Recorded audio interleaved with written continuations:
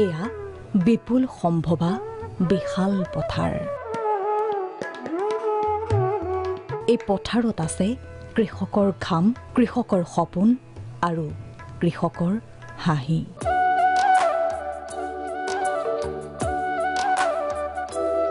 এই পথাৰত এতিয়া হালধীয়াৰ হাঁহি। দৃশ্য দেখুৱাইছো মাজুলী আৰু হাজোৰ। পুৱাৰ পাতলীয়া কুঁৱলীয়ে আৱৰি আছে এই পথাৰ। ফিৰফিৰীয়া বতাহজাকে বিয়পাই দিছে হালধীয়া হাঁহি।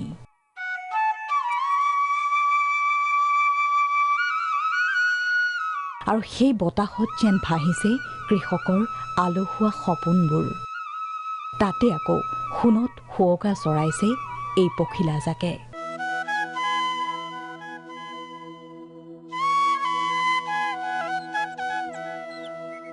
বিশাল এই হালধীয়া চুমিছে পখিলাই।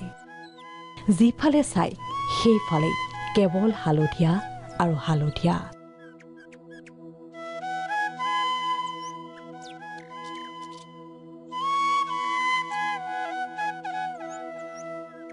যিফালেই আপুনি চাই সেইফালেই আপোনাৰ হৃদয় জোৰ পৰিব, চকু সাত পৰিব।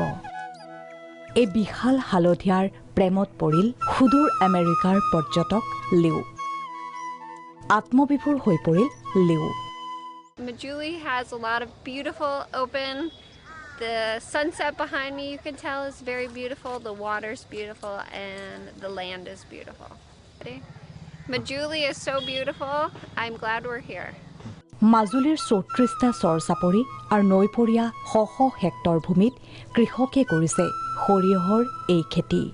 ইফালে হাজোতো হাজাৰ হাজাৰ বিঘা কৃষিভূমিত এই সৰিয়হৰ খেতি কৰিছে কৃষকে। পুনৰ হালধীয়া সাগৰত পৰিণত নৈদ্বীপ মাজুলী। প্ৰকৃতিৰ এই নান্দনিক আয়োজনে দেশী বিদেশী পৰ্যটকক মাজুলীলৈ হাত বাউলি মাতিছে।